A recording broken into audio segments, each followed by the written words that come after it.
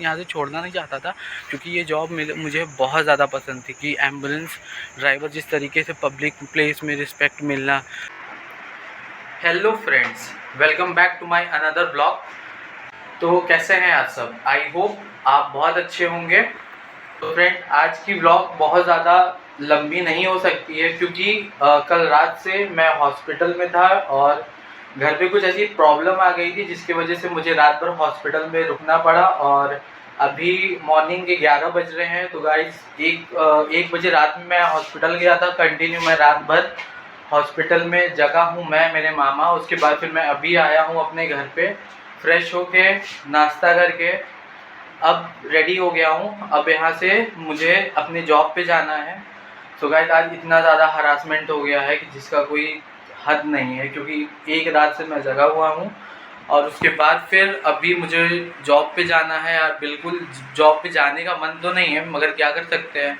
जैसे व्लॉग बनाना कंपलसरी है, जैसे खाना खाना कंपलसरी है, वैसे जॉब पे जाना भी कंपलसरी है। गाइस, आज एक गुड न्यूज़ है और एक बैड न्यूज़ है। गुड न्यूज़ ये है कि आज मेरी मम्मी का बर्थडे है, और बैड न्यूज़ ये है कि आज कल रात में मेरी मामी की तबीयत हद से ज़्यादा ख़राब हो गई थी। उनका शुगर लेवल बहुत ज़्यादा हाई हो गया था, जिसकी वजह से हम लोग ने फटाफट पहले हॉस्पिटल में कॉल किया, एम्बुलेंस की डिमांड की। फिर घर पे एम्बुलेंस आई है। एम्बुलेंस में मामी को बैठा के फिर हम लोग गए अपने रेलवे हॉस्पिटल में, क्योंकि मेरे मामा रेलवे में सर्विस करते हैं। तो वैसे आज मैं हो तो गया हूँ बहुत लेट। अभी मुझे जॉब पे जाना। जॉब पे से जब मैं छूटूंगा, जब भी 6 बजे 7 बजे, फिर वहाँ से मुझे डायरेक्ट जो है हॉस्पिटल जाना है। हॉस्पिटल जाने के बाद वहाँ पे मामी की हेल्थ इशू जो है वो सबको देखते हुए उसके बाद फिर घर आते हैं। घर आने के बाद आज जैसे मैंने बताया आपको कि आज मम्मी का बर्थडे है, तो बहुत ज़्यादा तो नहीं, मगर थोड़ा बहुत जो भी अपना सेलिब्रेशन करना है वो हल्का फुल्का अपना उस तरीके से हम लोग करेंगे। सो गाइज, आज कल रात में जैसे कि मिडनाइट ब्लॉग जो मैंने बनाया है अपने जहाँ पे मैं काम करता था, वहाँ से बहुत सारी यादें जुड़ी हुई हैं। तो उस ब्लॉग को भी मैं इस ब्लॉग से कनेक्ट करके उसके बाद फिर मैं आप सबको वो एक कंप्लीट ब्लॉग जो है वो मैं शो करवाऊँगा।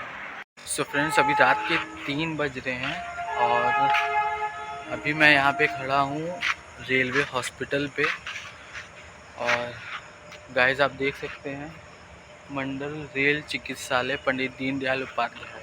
तो जैसा कि मैं आप सबको बता दूं कि मैं इस हॉस्पिटल में संविदा पे मैं 6 महीने यहाँ पे काम किया। यहाँ पे इतनी अच्छी अच्छी यादें मुझसे जुड़ी हुई हैं हॉस्पिटल को लेके।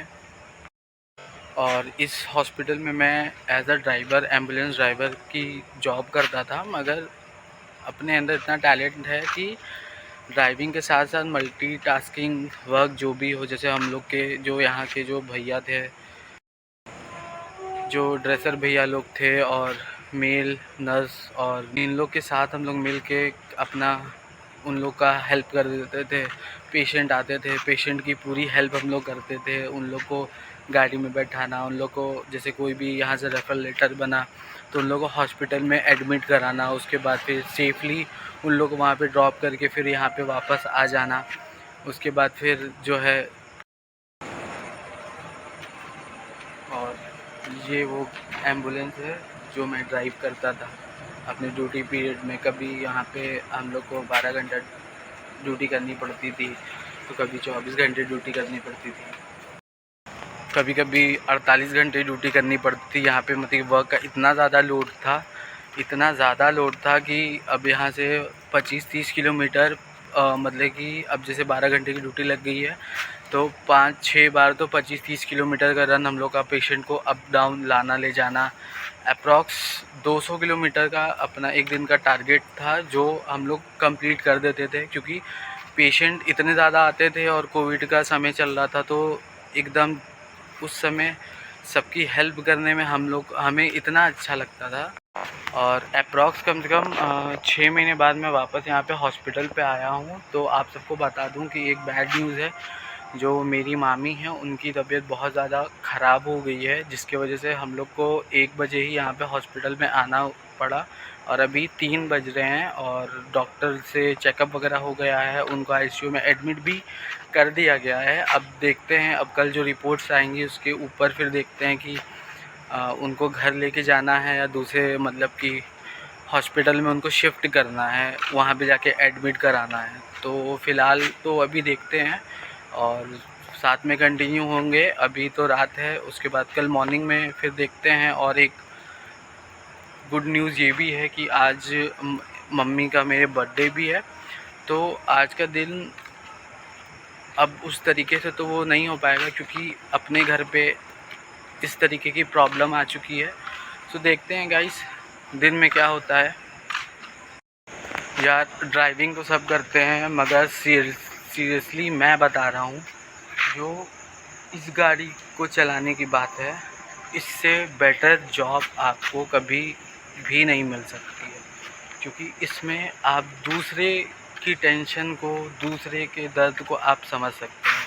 और ये जॉब मतलब कि सबके बस के बात भी नहीं है, हर कोई इस काम को कर भी नहीं सकता। जिस तरीके के पेशेंट हम लोग मतलब कि लोड करते थे, उन लोग को किसी का कटा हुआ मतलब कि कट लगा है, किसी को ब्लड गिर रहा है, कोई मतलब कि फीमेल पेशेंट जो प्रेग्नेंट है, फिर हम लोग स्टेशन कॉल भी अटेंड करते थे।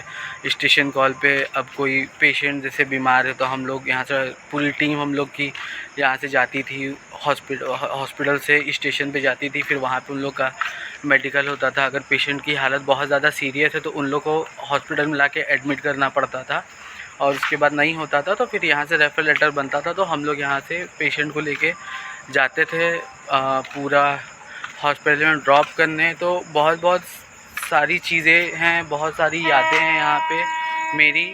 और अभी मैं उतने महीने बाद आया हूँ तो आज मुझे इतना अच्छा लग रहा है कि मुझसे रहा नहीं गया, और मैं सोचा कि मैं आप सब लोग के लिए कम से कम एक ब्लॉग आज बना ही देता हूँ रात में।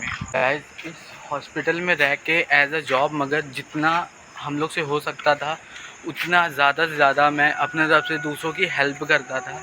और यहाँ पे जितने भी पेशेंट थे, जितने भी स्टाफ थे, डॉक्टर से लेके और जो ऑफिसर्स लोग थे, सब के सब हम लोग से इतना ज़्यादा खुश रहते थे, इतना ज़्यादा खुश रहते थे कि टोटल मतलब कि कोई भी अगर पर्सनल उन लोगों को प्रॉब्लम भी होती थी तो उन लोग डायरेक्ट हम लोग को फ़ोन करके और हम लोग को एकदम बिल्कुल फ्रैंक होके सारी बातें बताते थे। फिर हम लोग से जितना भी हो सकता था हम लोग उतना करते थे। और बाकी जो यहाँ के स्टाफ लोग थे और जो डॉक्टर लोग थे, इन लोग भी हम लोग की बहुत ज़्यादा हेल्प करते थे। अब जैसे हम लोग को कोई प्रॉब्लम हो गई या घर पे कोई दिक्कत हो गई तो मेडिसिन से लेके चेकअप से लेके यहाँ पे सब कुछ हम लोग का फ्री ऑफ कॉस्ट होता था एज अ रेलवे एम्प्लॉय के तौर पे। रेलवे एम्प्लॉय के तौर पे यहाँ पे हम लोग को ट्रीटमेंट मिलती थी। और रही बात सैलरी, तो सैलरी जिस तरीके से जो हम लोग का ये जो छोटा सा शहर है तो इसमें बहुत ज़्यादा सैलरी तो कोई मतलब प्रोवाइड कर नहीं पाता है, मगर जितना भी सैलरी जैसे 7,000 हो गया, 8,000 हो गया, यहाँ के हिसाब से वो सैलरी बहुत ज़्यादा हाई पे जो प्राइवेट पर्सन रहते हैं उन लोग के हिसाब से कॉन्ट्रैक्टर लोग जो देते हैं वो 8,000 की पे रहती है हम लोग की। और यहाँ पे मतलब कि उन लोग अगर 8,000 रुपये देते हैं तो उन लोग जैसे काम कम से कम 15 से 20,000 रुपये का यहाँ पे काम उन लोग करवा देते हैं। अपना ड्यूटी का तो काम अलग, और प्लस पर्सनल काम जो उन लोग के रहते हैं उसके लिए भी हम लोग को फ़ोन किया जाता था। एक बार यहाँ पे एक छोटी सी गलती मुझसे हो गई थी, एक एक्सीडेंट हो गया था। मतलब कोई छोटी गलती तो उसको नहीं बोल सकते, उसको बहुत ज़्यादा बड़ी गलती भी नहीं बोल सकते हैं, मगर उसमें जो मेरे कॉन्ट्रैक्टर थे उनकी जो वो एम्बुलेंस खड़ी हुई है उसमें उनका बहुत ज़्यादा मतलब कि बजट लगा था उसको बनवाने के लिए। तो बहुत ज़्यादा वो मुझे प्रेशर कर रहे थे कि अब बताओ क्या करना है, कैसे करना है, क्या है ये वे। तो मैंने बोला कि ठीक है सर, अगर आपको जैसा सही लगता है, मेरी सैलरी आपके पास बची हुई है, आपको उसमें से जो काटना है वो आप काट सकते हैं। तो काफ़ी दिन उस बंदे ने मुझे झेलाया। उसके बाद फिर जो है सैलरी तो वो मेरी पूरी काट ली, मतलब कि जो भी मेरा 8,000 के अप्रॉक्स में उनके पास बचा हुआ था तो वो सारे के सारे पैसे काट लिए।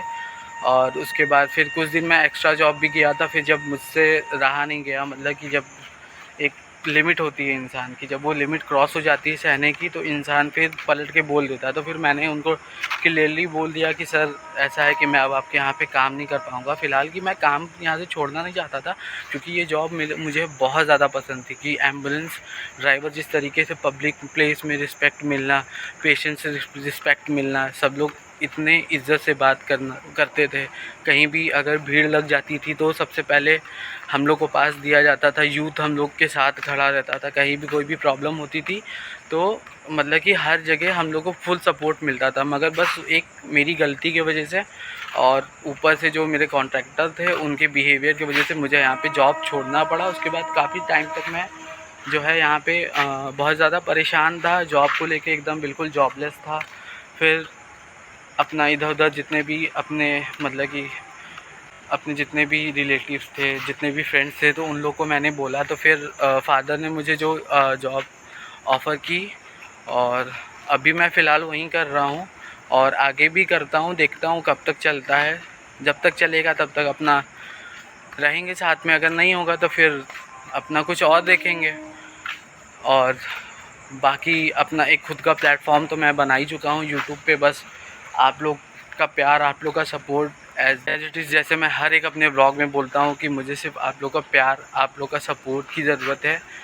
और ऐसे ही आप प्यार करते रहिए और फिर देखते हैं आप लोग के सपोर्ट से, आप लोग के हेल्प से। फ्रेंड्स, अभी मेरे कज़न भाई का फ़ोन आया है और अभी वो हॉस्पिटल पहुंच गया है और आंटी की, मेरी मामी की सारी रिपोर्ट्स भी आ चुकी हैं। तो अभी तो उनकी तबीयत बहुत अच्छी है, मगर तब भी हॉस्पिटल वालों ने उन्हें रेफ़र किया है पॉपुलर में। सो गाइस, अभी आज के जितने भी प्लान्स थे, जो भी मैंने आप सबको बोला, वो सारे प्लान कैंसिल करने होंगे क्योंकि पहले अब यहाँ से हम लोग हॉस्पिटल जाएंगे, हॉस्पिटल से फिर आंटी को लेके जहाँ पे उनको रेफ़र किया गया है फिर हम लोग वहाँ पहुँच। आज के लिए सॉरी, आज हम लोग ने अपनी पूरी ब्लॉग कंप्लीट नहीं कर पाई। आप लोग भी मेरी प्रॉब्लम समझ सकते हो। सो गाइज़, अब मिलते हैं हम लोग अपने नेक्स्ट ब्लॉग पे। तो थैंक यू गाइज़ आप सबको, और ऐसे ही अपना प्यार हमेशा मेरे पे बनाए रहिएगा। और अगर वीडियो आपको अच्छी लगी हो तो ज़्यादा से ज़्यादा लाइक करिएगा। और जो बीच में जो मेरी एक शॉर्ट स्टोरी टाइप्स जो व्लॉग मैंने मिडनाइट वाली बनाई है, तो गाइस वीडियो पूरी वॉच करिएगा। Thank you.